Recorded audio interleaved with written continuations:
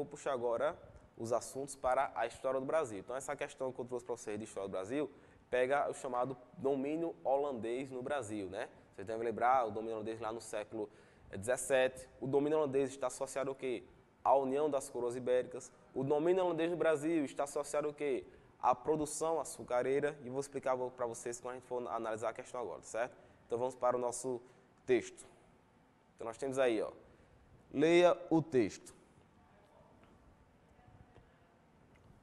Nassau chegou em 1937 e partiu em 1644, deixando a marca do administrador. Seu período é o mais brilhante de presença estrangeira. Nassau renovou a administração, foi relativamente tolerante com os católicos, permitindo-lhes o livre exercício do culto, como também com os judeus. Depois dele, não houve a mesma tolerância, nem com os católicos e nem com os judeus. Fato estranhável, pois a Companhia das Índias contava muito com eles, como acionistas ou impostos eminentes. Pensou no povo, dando-lhes diversões, melhorando as condições do porto e do núcleo urbano, fazendo museus de arte, parques botânicos e zoológicos, observatórios astronômicos.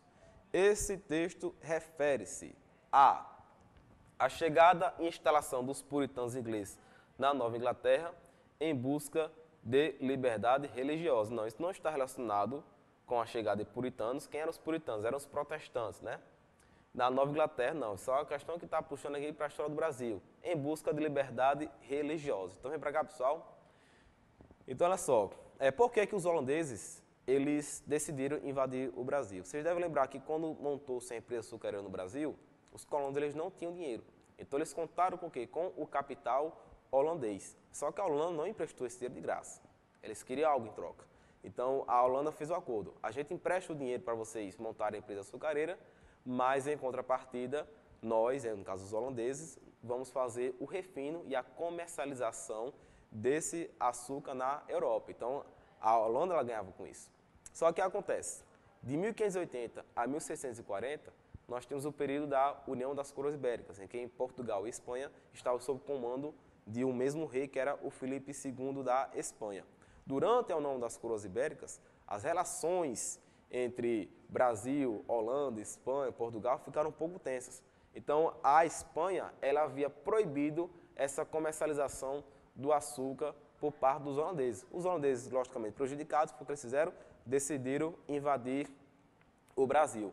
Então, eles tiveram uma primeira tentativa de invasão, que foi em 1624, tentaram dominar Salvador, porque Salvador era o centro administrativo do Brasil, era a capital do Brasil e também importantíssimo centro de produção açucareira. Não conseguiram, em 1625 os holandeses foram expulsos. Então eles tiveram uma segunda tentativa de invasão, dessa vez com sucesso, que foi agora em Pernambuco. Em 1630, os holandeses eles invadiram Pernambuco e conseguiram dominar essa região. Então o que acontece?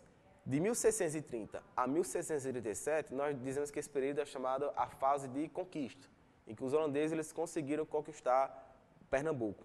De 1637 a 1644, nós temos o período da administração de Maurício de Nassau. O que é que vocês devem lembrar também? Que para invadir o Brasil, a Holanda ela montou uma empresa chamada Companhia de Comércio das Índias Ocidentais, né, que tem essa função de invadir, de fazer o controle do açúcar, fazer também o controle do comércio de escravos. Então, o que acontece? De 1637 a 1644, que é o domínio, né, holandês sob a administração de Maurício de Nassau, Pernambuco teve uma certa prosperidade.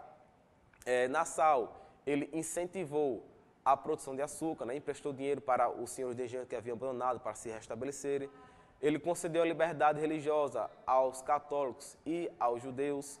Teve investimento cultural, investimento urbanístico. Então, nesse recorte de 1637 a 1644, foi o período de prosperidade do domínio holandês no Brasil. Aí as pessoas têm aquela falsa ideia, né, uma ideia equivocada de pensar, se o Brasil tivesse sido colonizado pelos holandeses, o Brasil seria um país melhor. Não, porque no processo de colonização, não importa quem coloniza, e sim como se coloniza. E vocês devem lembrar que esse período de prosperidade dos holandeses aqui no Brasil foi somente durante a administração de Nassau, que depois que Nassau voltou para a Holanda, aí começou todo aquele período de destruição. Então, o que acontece? Então, após a expulsão de Nassau, Em 1645 começou a chamada Insurreição Pernambucana, ou seja, os colonos, contando com o apoio também de Portugal, que já havia acabado com a União Ibérica, eles decidiram expulsar os holandeses do Brasil. Essa expulsão ela só foi realizada definitivamente em 1654, certo? Quando os holandeses eles foram expulsos daqui, certo? Então vamos para a nossa questão. Então nós temos aí a A, nós já vimos que ela está errada, e temos a B aí, ó, a invasão holandesa no Brasil, no período de União Ibérica, né, União das Coroas Ibéricas, e a fundação da Nova Holanda no Nordeste açucareiro. Vem para cá, pessoal, aqui tem uma questão interessante também. Essa invasão holandesa no Brasil, ela também teve uma repercussão aqui no Rio Grande do Norte, tá certo? Então, que você se depare com a questão do Rio Grande do Norte, o que é que vocês devem lembrar de domínio holandês aqui no Rio Grande do Norte? Primeiro que os holandeses aqui não fizeram nada. A única coisa que eles fizeram foi destruição. Dentro desse contexto também das invasões holandesas, que nós temos aqui aqueles massacres no Marco de Cunhão e Uruaçu. Então, prosperidade do domínio holandês foi somente em Pernambuco durante a administração de Maurício Nassau. Holandês aqui no Rio Grande do Norte está associado ao quê? À destruição, tá certo? Então, o que acontece? Você deve lembrar que durante o domínio holandês, Natal passou a se chamar de Nova Amsterdã, a Fortaleza dos Reis Magos passou a se chamar de Castelo de Kelvin ou Castelo de Seulen, e a igreja matriz de Nossa Senhora da Apresentação, né, a antiga catedral, passou a ser centro de culto calvinista. Era católica, passou a ser centro de culto calvinista. Isso por quê? Porque os holandeses, eles eram de religião protestante e calvinista, tá certo? Então vamos analisar as outras alternativas. Nós temos aí a alternativa C, as invasões francesas no litoral fluminense e a instalação de uma sociedade cosmopolita no Rio de Janeiro. Não tem nada a ver com invasão francesa, é invasão holandesa. Ao domínio flamengo nas Antilhas. Você pode perguntar o que é Flamengo. Flamengo é outro sinônimo para holandês, pessoal. Então você pode se deparar na prova o termo holandês, batavo ou Flamengo. Se refere o quê? À mesma denominação, tá certo? Então Flamengo é holandês. Ao domínio Flamengo nas Antilhas. Não é domínio Flamengo nas Antilhas, é domínio no Brasil. E a criação de uma sociedade moderna, influenciada pelo Renascimento. A alternativa é ao estabelecimento dos sefardins, expulsos da guerra, na Guerra da Reconquista Ibérica, nos Países Baixos e a fundação da Companhia das Índias Ocidentais. Não, está associado ao quê? À invasão holandesa, à União Ibérica e à fundação da Nova Holanda no Nordeste açucareiro. Viu, pessoal? Então vem para cá. Então não esqueça, fala o domínio holandês, você deve lembrar que o domínio holandês ele está associado ao quê? No contexto da União das Coroas Ibéricas, está associado também à economia açucareira, porque a Holanda ela estava proibida de manter essas relações comerciais, né, do açúcar lá na Europa e decidiu que invadir o Brasil, tá certo? Então vamos para a nossa próxima questão. Nós temos aí a questão 9. Essa questão 9 já pega aí sobre o primeiro reinado, né? Fala sobre a Constituição de 1824. A Constituição Imperial Brasileira, outorgada em 1824, estabeleceu linhas básicas da estrutura e do funcionamento do sistema político imperial, tais como... Vem pra cá, pessoal. Então, o que acontece? Vocês devem lembrar que essa Constituição de 1824, que é a primeira Constituição brasileira, já lá na época imperial, ela ocorreu a posteriori ao processo de independência do Brasil. Vocês devem lembrar que a independência do Brasil tinha sido ocorrido, né, 2 anos antes, em 1822, 7 de setembro de 1822, e um dos primeiros passos agora de uma nação independente era ter a sua Constituição. Então, quem elaborou essa Constituição, né, tinha sido o Dom Pedro I. Primeiro, vocês devem lembrar que essa Constituição de 1824, ela foi uma Constituição outorgada. Aí você pergunta, tio Gil, o que é uma Constituição outorgada? É uma Constituição que ela foi imposta, ela não foi votada, ela foi imposta pelo imperador, tá certo? Você deve lembrar também que essa Constituição, ela estabeleceu o padroado régio, que era o padroado, a união entre a Igreja e o Estado. Isso é interessante, porque essa ideia de Estado laico, a separação do Estado e da Igreja, só ocorreu com a primeira Constituição republicana, que foi a de 1891, que estabeleceu aquela ideia do Estado laico. A Constituição de 1824 estabeleceu o padroado régio, a união entre o Estado e a Igreja. É interessante, porque essa Constituição de 1824, os historiadores consideram que ela é de caráter liberal e conservador. Por que liberal? Absorve algumas ideias, né, as ideias liberais que tem origem lá no Iluminismo. Como assim? Essa Constituição, ela também estabelece a divisão dos poderes, que é proposta lá pelo Montesquieu, né? A ideia de executivo, legislativo e judiciário. Só que o Dom Pedro I, ele cria o quarto poder, que é o chamado poder moderador. E o poder moderador manda nos outros três. Então, nós temos essas contradições nessa Constituição. Ela é liberal e conservadora ao mesmo tempo. Mas qual seria a grande característica conservadora dessa Constituição? É porque essa Constituição de 1824, ela manteve a escravidão no Brasil. Tá certo? Então, como é que você tem agora uma nação independente, você tem uma nação que é influenciada pelas ideias liberais, mas mantém a escravidão. Porque essa Constituição, ela também serve para o quê? Agradar os interesses da aristocracia brasileira. Certo? Por isso que eles manteve essa questão da escravidão. Então, vamos analisar as próximas alternativas. Lá, pessoal, próxima alternativa. Nós temos aí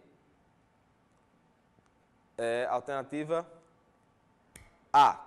Equilíbrio dos poderes com o controle constitucional do imperador e as ordens sociais privilegiadas. Equilíbrio dos poderes não tem equilíbrio dos poderes, porque se o imperador ele cria o poder moderador, então não existe um equilíbrio dos poderes. Existiria o equilíbrio se fosse dividido somente em três: executivo, legislativo e judiciário.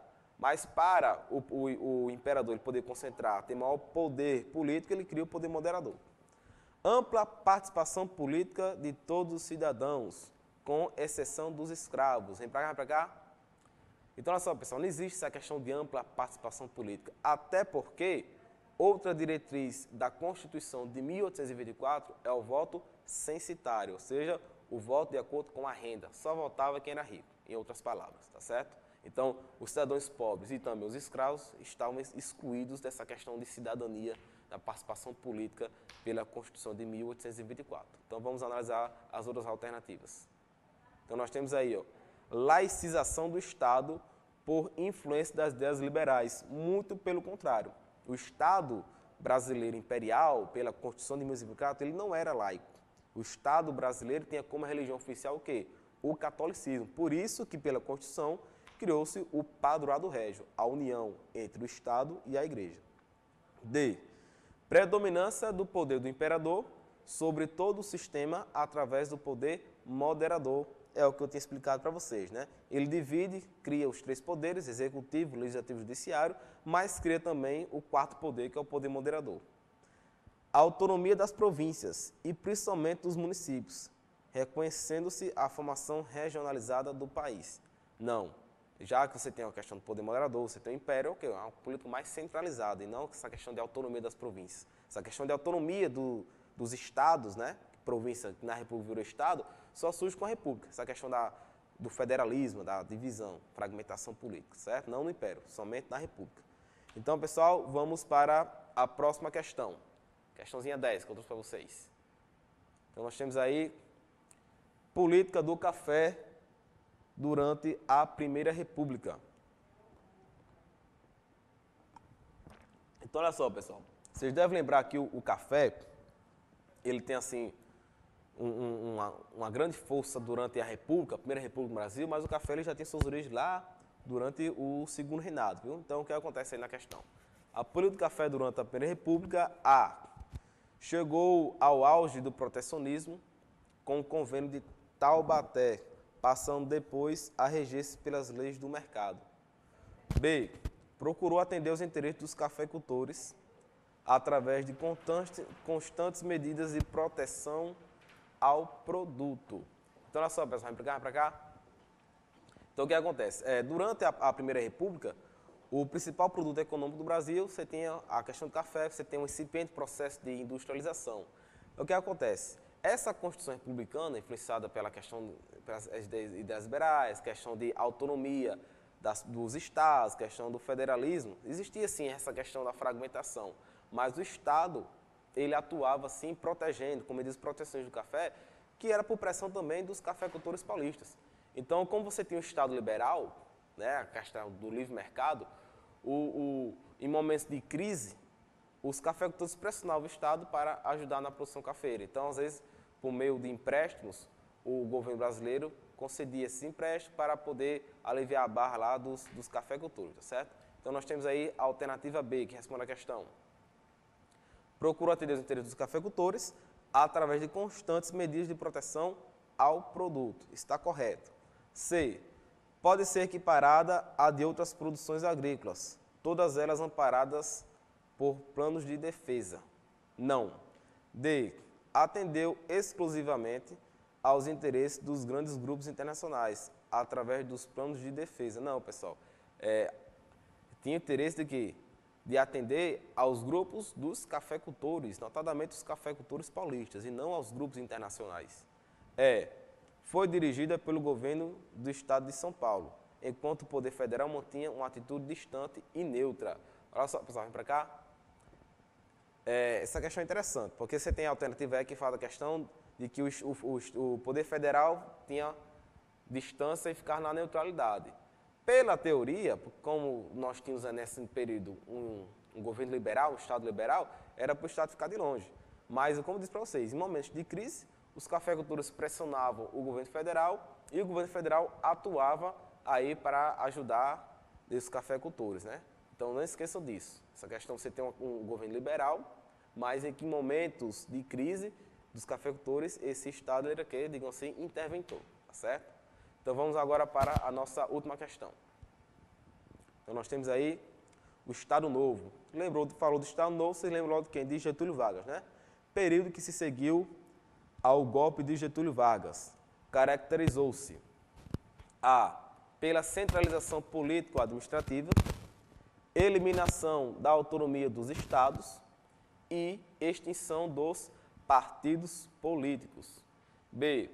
Pela proliferação dos partidos políticos, revogação da censura, descentralização político-administrativa. C. Pelo apoio ao comunismo internacional. Muito pelo contrário, o Estado varguista, pessoal, ele era anticomunista. D. Pelo movimento tenentista, reconhecimento dos partidos de esquerda e estabelecimento das eleições diretas. Pela formação de uma Assembleia Constituinte que votaria a Constituição de 1937, conhecida como a mais liberal da República. Então, olha só, pessoal, vem para cá. Então, quando nós falamos aí do Estado Novo chamado ditadura varguista, qual foi o contexto desse poder de Vargas? Bem, vocês devem lembrar que Vargas ele assumiu o poder no Brasil em 1930, com a chamada Revolução de 1930. Foi o que aconteceu. Na crise daquela política do café com leite, né? Aquela questão da alternância, a indicação ao presidente da República entre São Paulo e Minas Gerais, em 1930 houve um rompimento do café com leite, Getúlio Vargas ele assume o poder. Em 1937, Vargas ele dá o golpe do Estado Novo, chamado ditadura varguista. Esse Estado Novo, ele tem como característica o quê? Uma forte centralização política e também uma política nacionalista.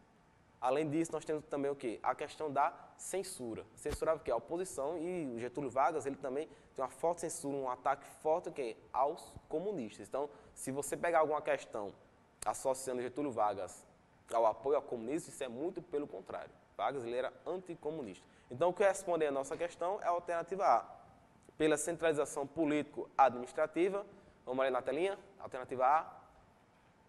Pela centralização político-administrativa, eliminação da autonomia dos estados e extinção dos partidos políticos, é o que responde a nossa questão, tá certo? Então, vem para cá. Então, pessoal, trouxe aí essas questões para vocês, né? Pegando as partes de história geral, Brasil, fazendo assim um amplo conhecimento desses assuntos. Então, espero que isso tenha contribuído para que vocês façam uma boa prova. Então, fique com Deus e uma boa noite.